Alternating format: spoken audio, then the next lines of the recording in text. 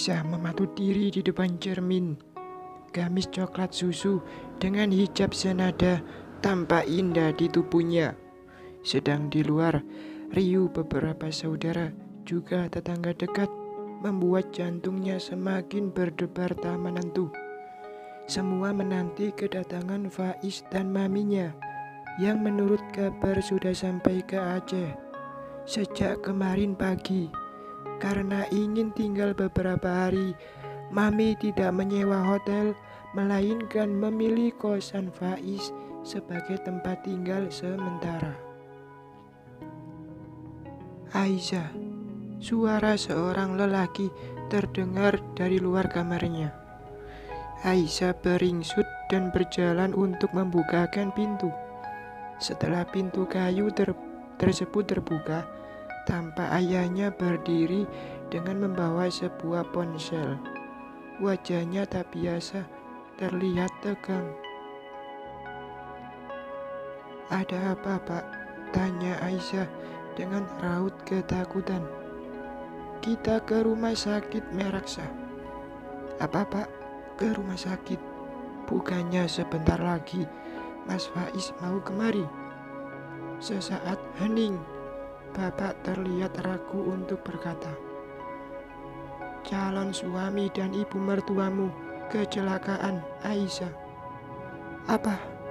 Astagfirullah. Bagaimana bisa, Pak? Nanti di sana kita tanyakan." "Iya, Pak. Ayo, Pak, kita pergi sekarang." Aisyah kembali ke kamar, mengambil tas serta handphone, lalu bergegas mengikuti langkah sang bapak yang terlihat sangat cepat. Beberapa saudara dan para tetangga yang hadir semua terlihat berduka. Acara yang harusnya meriah malah berganti kedukaan. Tak sepatah kata pun keluar dari mulut mereka. Padahal 1 jam yang lalu semua terlihat amat bahagia. Terlebih saat tahu jika yang melamar adalah Faiz, adik ipar mantan suaminya yang pernah melamar Aisyah dahulu sebelum dilamar sang kakak. Aisyah memandang rumahnya saat motor yang dijalankan sang ayah perlahan bergerak meninggalkan halaman. Dalam hati tak henti ia melangitkan doa agar Faiz dan ibunya dalam lindungan Allah. Bulir air mata terus membanjiri wajah. Teringat bahwa hari yang paling ia nanti ternyata harus berakhir dengan tragis. Hanya doa yang ia harap mampu membawa angannya menjadi kenyataan. Mimpi mengecap rumah tangga bahagia bersama lelaki pujaan semoga bisa diijabah Allah. UGD terlihat ramai. Sepertinya kecelakaan melibatkan banyak pihak. Aisyah berjalan tergesa mengikuti langkah ayahnya yang tak kalah cepat. Sampai di depan ruangan itu, sang ayah langsung membuka pintu. "Mohon tunggu di luar, Pak." Langkah Pak Rahman dihadang oleh seorang petugas rumah sakit. "Kami keluarga korban, Pak." "Oh, baik. Silakan masuk, Pak." Abah dan Aisyah langsung berhamburan ke dalam ruangan. Terlihat beberapa bed yang harusnya tertutup kini tirai tersibak dengan para perawat ada pada tiap bed. Kedua netra Aisyah langsung terlempar pada 2 bed yang letaknya bersisian. Di sana ada seorang wanita yang amat ia sayangi, seumpama rasa sayangnya pada ibu kandung sendiri, Mami. Wanita itu terlihat memejamkan matanya. Kedua tangan terletak di samping tubuh, masih mengalir di pelipis yang sudah ditutupi kain perban. Tak ada siapapun lagi perawat yang membersamainya. Semua berpencar pada sekian banyak bed lainnya yang ada di ruangan itu. Aisyah sudah tak lagi dapat membendung tangisnya. Kembali air mata mengalir di kedua sudut sedang jantungnya kian melemah, tak mampu lagi bahkan untuk memompa dan mengalirkan darah ke seluruh tubuh. Dia alihkan pandangan. Terasa kedua tungkai gadis itu kini kehilangan kekuatan untuk menopang tubuhnya berdiri saat mata teralih pada bed di sebelah Mami. Di sana, Faiz masih ditangani oleh beberapa petugas. Dengan bergantian, mereka mengusahakan agar berbagai tempat yang mengeluarkan bisa segera tertutup. Ya Allah, selamatkan mereka. Doa yang tak henti mengalir seiring hembusan nafasnya. Bapak keluarga korban yang mana? Pak Rahman menunjuk pada bed yang di atasnya terbaring Mami dan Faiz. Oh, yang satu harus segera dioperasi. Ada benturan pada kepala yang menyebabkan. Korban yang satunya lagi, kami mohon maaf, sudah tak terselamatkan. Astagfirullah, inna lillahi wa inna ilaihi rajiun. Ya Allah. Tangis Aisyah pecah di dalam dekapan sang ayah. Pak Rahman mencoba menenangkan anak sulungnya. Meski sejujurnya, hatinya pun sama hancur dan terluka terhadap musibah ini. Siapa yang harus dioperasi, Pak? Pemuda itu. Aisyah mengatup mulutnya, berusaha agar suara isakannya tak terdengar pada siapapun.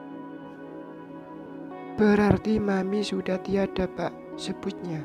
Dengan hati Pak diiris-iris, sembilu. Wanita yang teramat ia sayangi, yang bahkan tadi malam cukup banyak memberi nasihat padanya di telepon.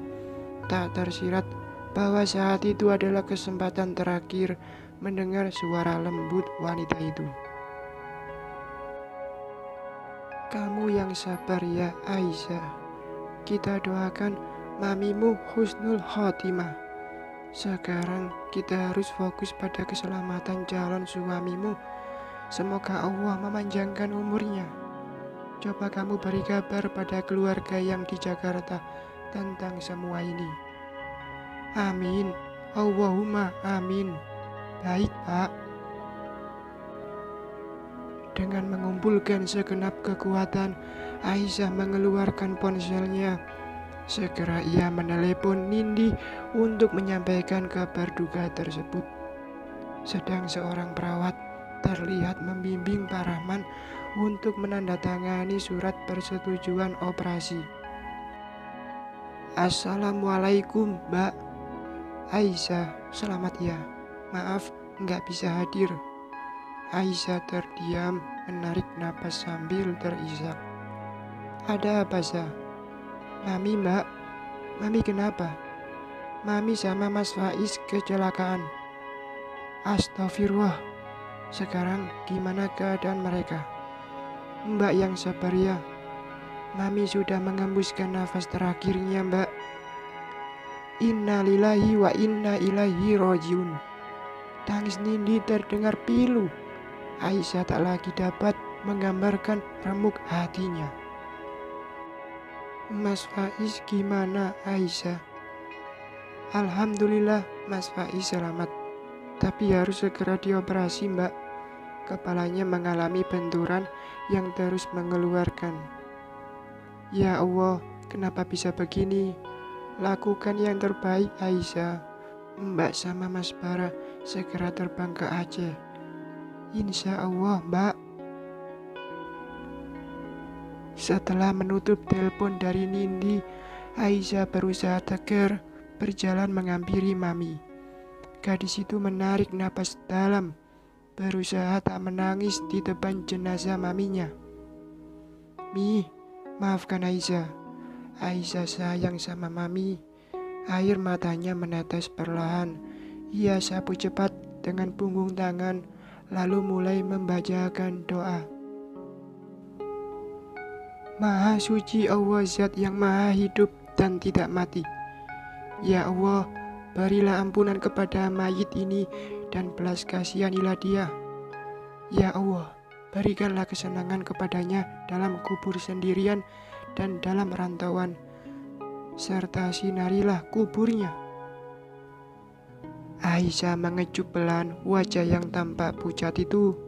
Sejenak kenangannya bersama wanita yang pernah dan harusnya kembali ia sebut ibu mertua kembali berputar di benak.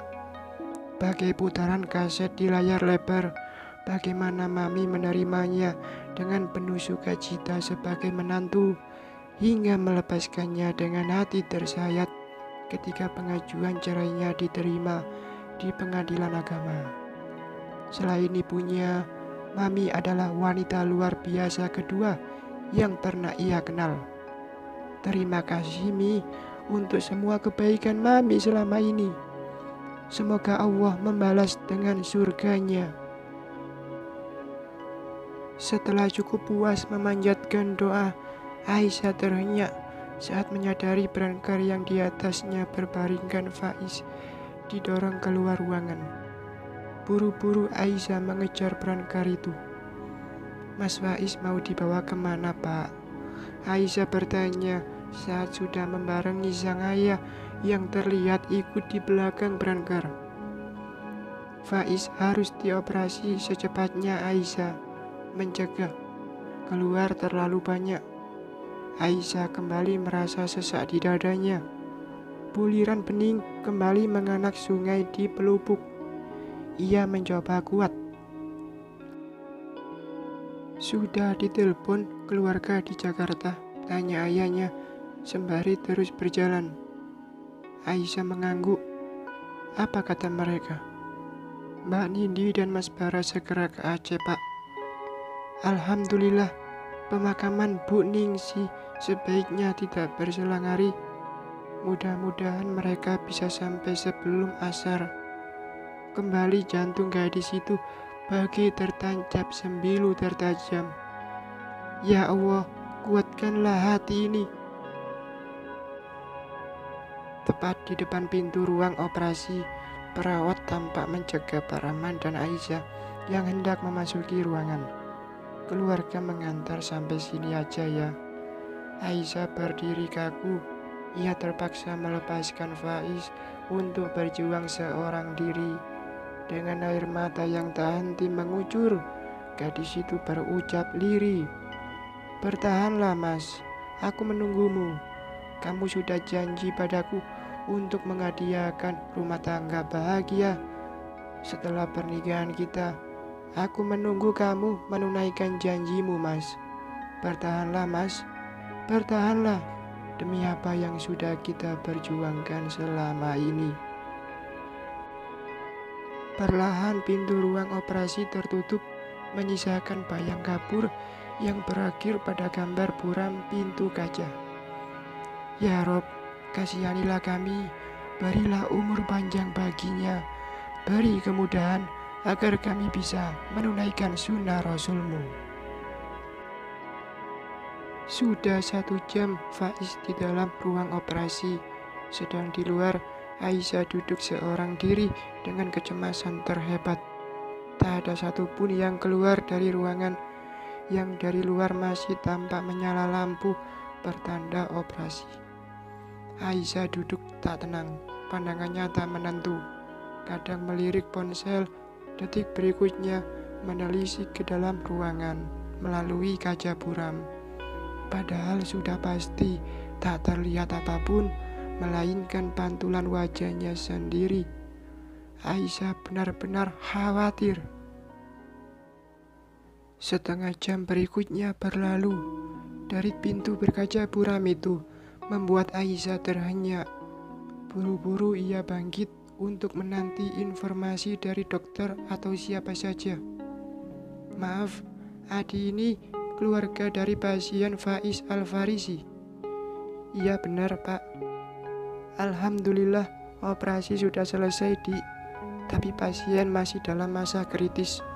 Mohon doanya agar pasien bisa sadar dalam 24 jam ke depan.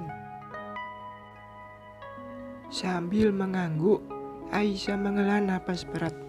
Dadanya kembali terasa sesak.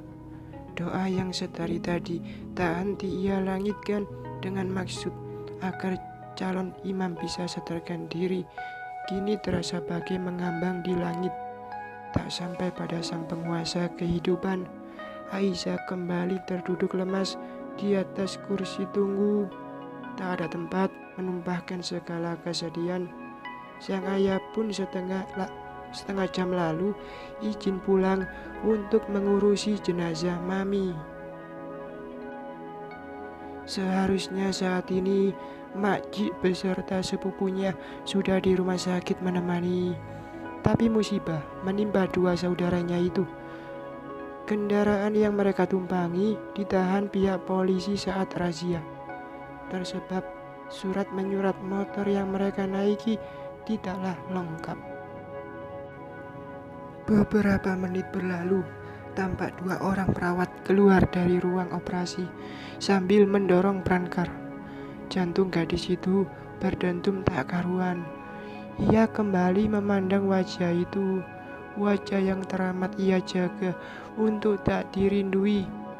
Akankah kita bisa bersama, Mas? Dengan lembut ia menyekap sebulir bening yang menyembul di sudut mata. Diiringi langkah yang terasa amat goyah, ia barengi brankar itu hingga berhenti di ruangan ICU. Setelah mendapatkan bed khusus, perawat kembali menyambungkan berbagai alat ke tubuh Faiz. Aisyah tak kuasa menahan perih yang menghujam dada bertubi-tubi. Dengan jarak beberapa meter, ia berdiri kaku di dekat tirai. Ingin mendekat, tapi ingat akannya batasan haram yang tidak boleh ia abaikan. Aisyah memilih bergeming, menatap sesekali, selebihnya menunduk. Bertahan, Mas, saya di sini menunggu. Bersambung.